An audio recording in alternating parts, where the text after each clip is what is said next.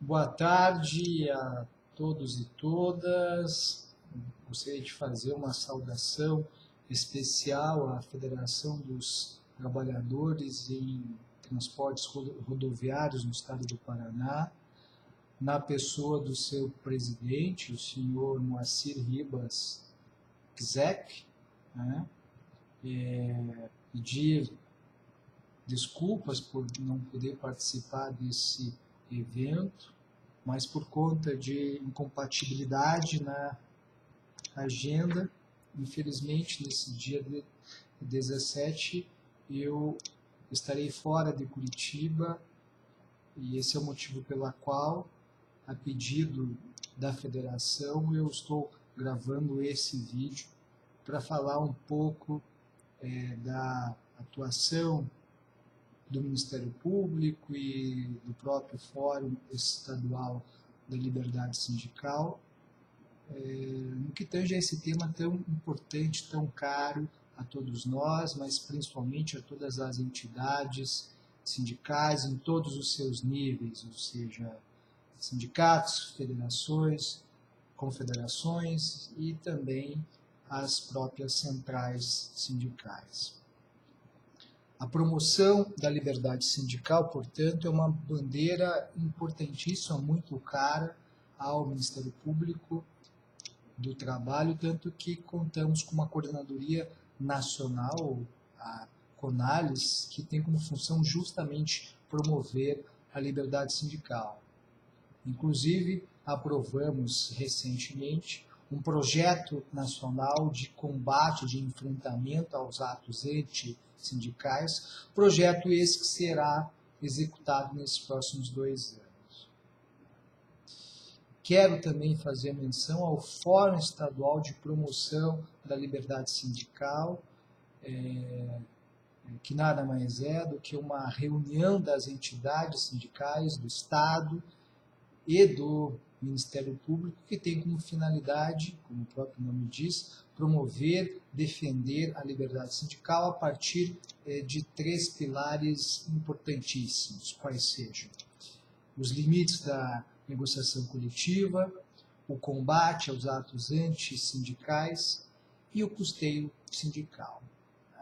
E sobre esses 3 pilares, ou seja, essas 3 bandeiras que fundam o Fórum Estadual da Liberdade Sindical, é que eu gostaria de falar um pouco, tratar um pouco dessa questão que me parece tão importante e que tem relação com esse evento que está sendo realizado pela FETROPAR. Quanto à negociação coletiva, vocês bem sabem, essa é uma conquista da classe trabalhadora, ou seja, o Estado que tem o monopólio da produção da lei, ele outorga às entidades sindicais a capacidade, o poder de produzir lei, de produzir norma jurídica cogente. Norma essa que vincula determinada categoria essa representada pela entidade sindical. Esse me parece, dentre outros, uma grande manifestação de reconhecimento da capacidade das entidades sindicais em atuarem na construção do direito material do trabalho.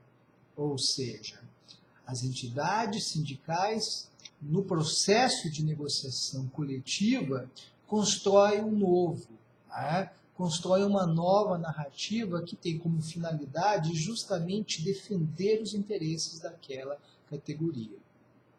E aqui, se me permitem um parêntese, é bom destacar que as democracias ocidentais que se consolidam após o término da Segunda Guerra Mundial têm uma dívida com o direito do trabalho e também têm uma dívida com as entidades sindicais. Não existe regime democrático sem entidades sindicais livres, como também não há como se falar em regime democrático sem um direito que tutele as relações sociais de trabalho.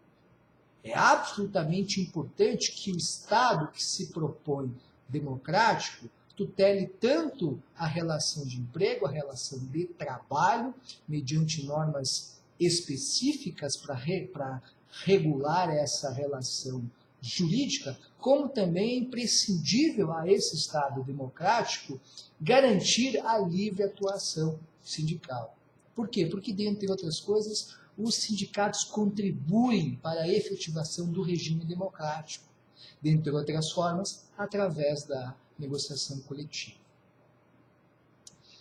E, considerando a negociação coletiva como uma garantia, uma conquista e, portanto, um direito da classe trabalhadora, não é possível se pensar na negociação coletiva enquanto instrumento de retrocesso social.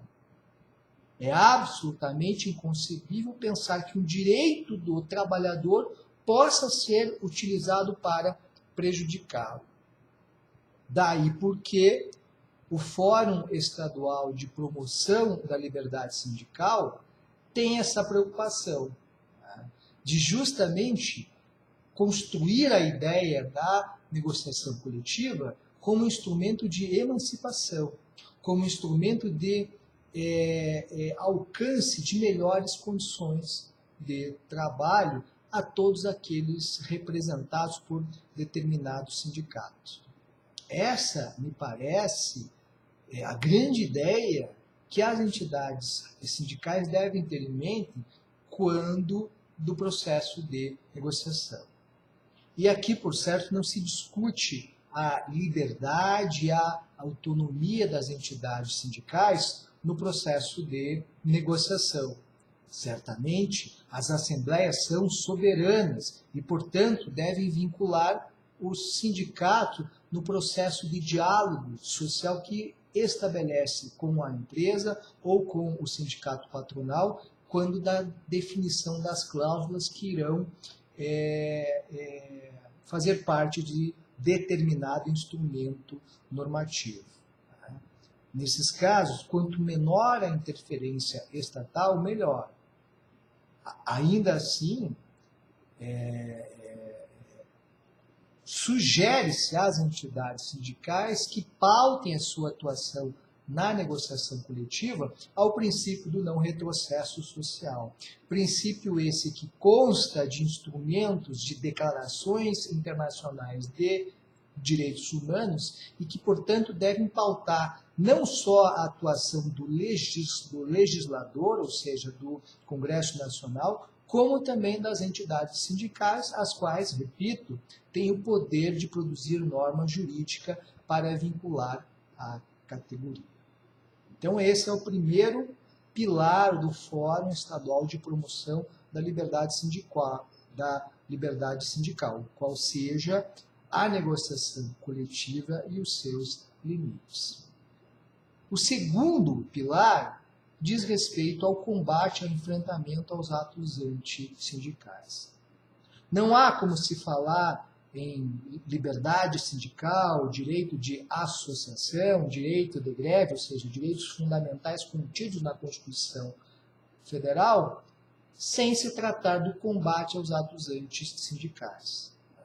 Posso, dentre outros instrumentos, fazer menção aqui à Convenção 98 da OIT, convenção essa ratificada pelo Estado brasileiro, que busca tutelar as entidades sindicais em face de atos discriminatórios, atos abusivos ou atos de pressão que possam ser praticados por empresas, por sindicatos, patronais, enfim. Todo e qualquer ato que tente inibir a livre atuação sindical. E aqui não há como não relacionar essa questão com a liberdade na negociação, a importância de se dar validade às deliberações em assembleia, como também o direito de greve, que é um direito contido na Constituição Federal e que deve ser livremente exercido pelos trabalhadores. E ainda, nesse contexto dos atos antissindicais, eu faço um link rápido com as propostas, ou a suposta proposta em trâmite no Congresso Nacional, que ainda não está muito claro, de troca, de quebra do princípio da unicidade pelo princípio da pluralidade sindical. O que tem que se dizer aqui? É óbvio que, em se tratando de liberdade sindical, há que se defender aqui a maior liberdade possível, o que torna certamente atraente a ideia da pluralidade sindical. Mas, nesse caso, temos que ter alguma cautela. E, especificamente, eu sinalizo aqui a omissão do legislador brasileiro no que tange aos atos antissindicais. O que eu quero dizer? Não dá para se pensar em pluralidade sindical sem uma legislação efetiva de combate que puna os atos antissindicais. Porque senão a gente corre o risco de lidar com a seguinte situação. Né? Claro, sempre falando em tese, né?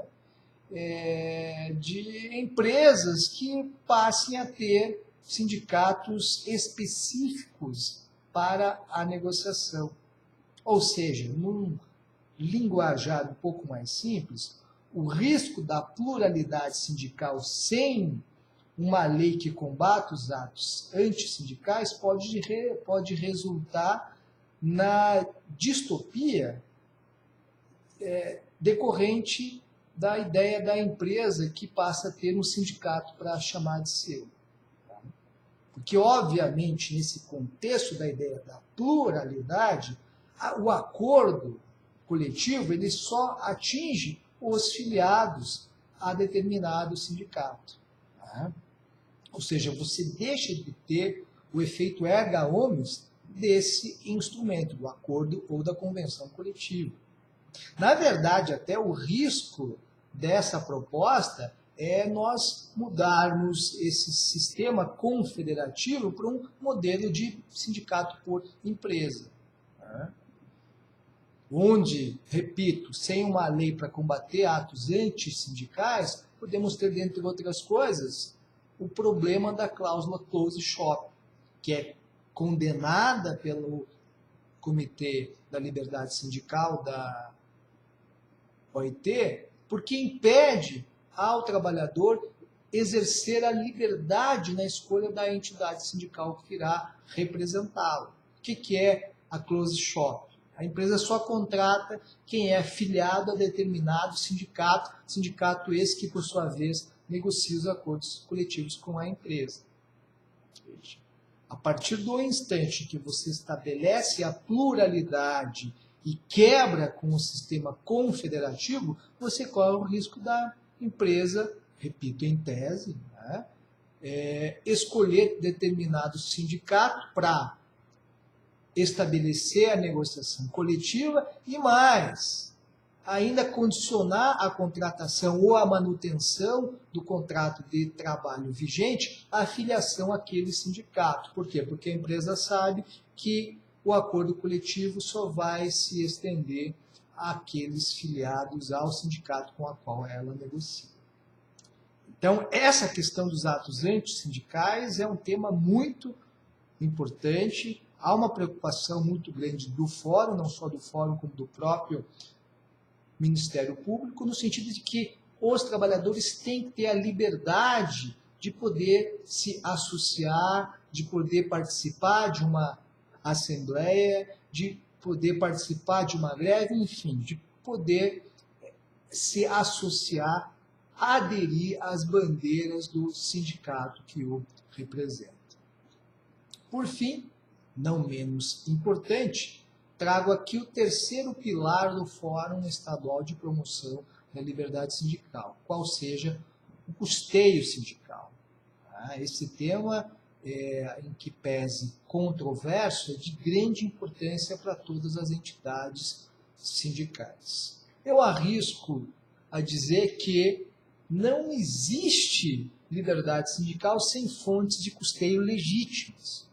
O sindicato precisa definir fontes de custeio, ou, melhor, precisa ter fontes de custeio garantidas para que ele possa exercer o seu mistério. E aí, como vocês bem sabem, a reforma trabalhista, né, a Lei 13.467, com todas as vênias, fez o serviço de forma incompleta. Esse projeto de modernização, no que tange ao custeio sindical, com todas as vênias, me parece incompleto. Por quê? Porque tira a obrigatoriedade da contribuição sindical, mas, por outro lado, se omite a reforma trabalhista no que se refere à obrigação da entidade sindical em representar toda a categoria. Esse modelo de organização sindical no qual as entidades organizadas pelo princípio da unicidade representam toda a categoria, não foi modificado. Então, de um lado, nós temos a ausência de fontes de custeio, porque a contribuição sindical acabou, ou ainda que exista, ela de obrigatória passou a facultativa, e do outro foi mantida, ou seja, permanece a obrigação dos sindicatos em representar toda a categoria. Não precisa ser muito gênio para perceber que essa conta não fecha.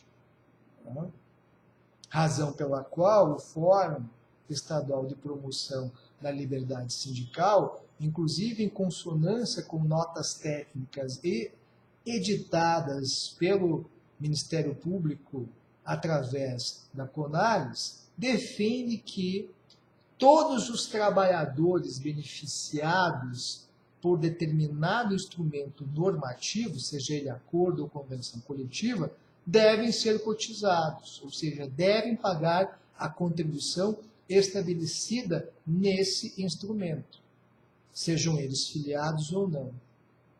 E por que esses trabalhadores, inclusive os não filiados, têm que pagar a contribuição? Porque eles precisam custear esse processo da negociação coletiva. O sindicato tem que ter recursos para executar esse mistério.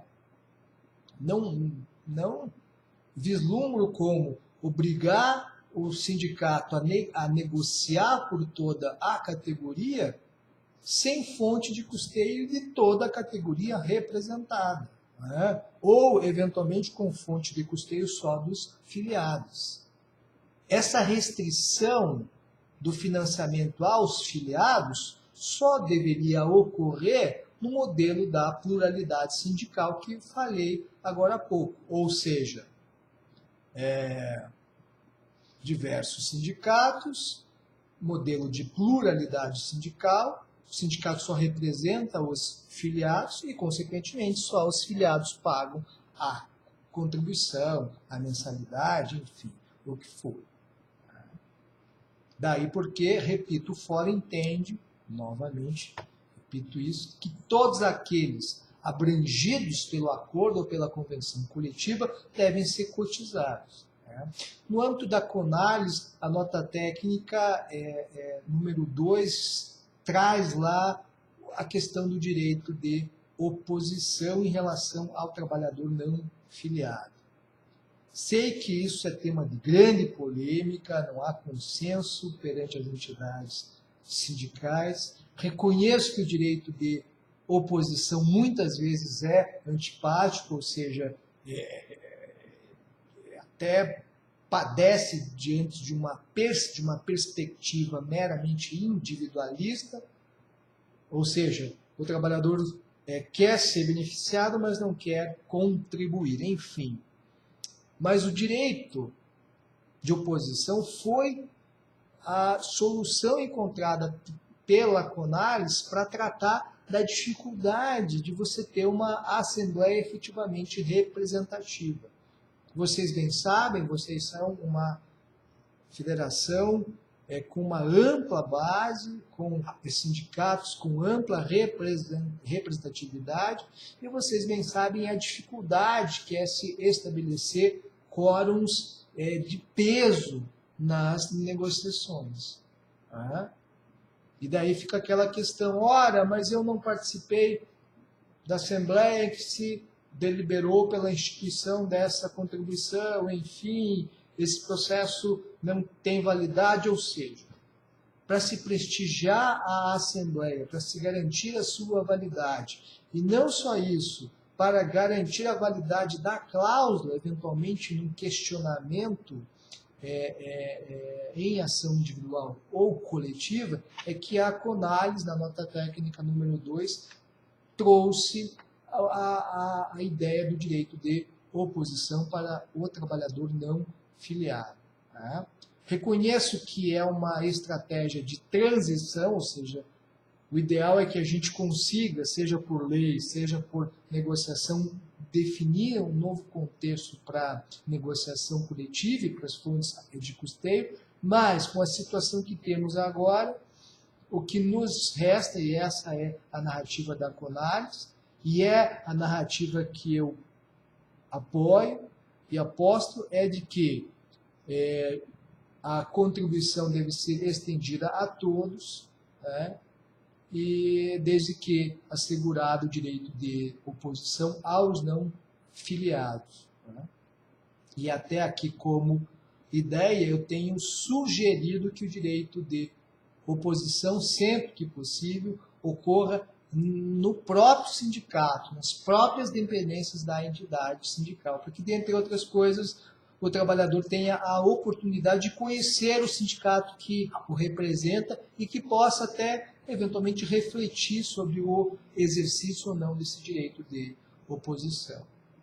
E, certamente, tem o Ministério Público dever de atuar em face de atos antissindicais relacionados ao custeio. Não tenho dúvida disso. Ou seja, o sindicato que está sendo vítima da conduta patronal que incentiva os trabalhadores a exercer o direito de oposição deve recorrer ao Ministério Público para que esse atue em face desse gravíssimo ato antissindical. Ou seja, a empresa não tem que se intrometer nesse processo. Né? Isso é um direito, é uma garantia do próprio trabalhador de que a entidade sindical será legitimamente financiada, não tendo por que o empregador, em tese, ficar incentivando o direito de oposição pelos empregados a ele subordinados. Né? Enfim, falei muito, não queria falar tanto assim, mas esses temas são importantes, esses temas dizem respeito ao Fórum Estadual de Promoção da Liberdade Sindical, dizem respeito ao NPT, à Conales e em relação a essa temática tem muito apreço, tá? E esse é o motivo pelo qual estou gravando esse vídeo para replicar as nossas ideias, replicar as nossas bandeiras para que vocês, integrantes dessa categoria, né, representados pela FETROPAR e pelos sindicatos que a compõem, possam replicar as nossas ideias e a gente possa, no futuro próximo, sair dessa crise sindical, desse ataque às entidades sindicais e, portanto, pensar num futuro melhor, num futuro emancipador para toda a classe trabalhadora. Obrigado.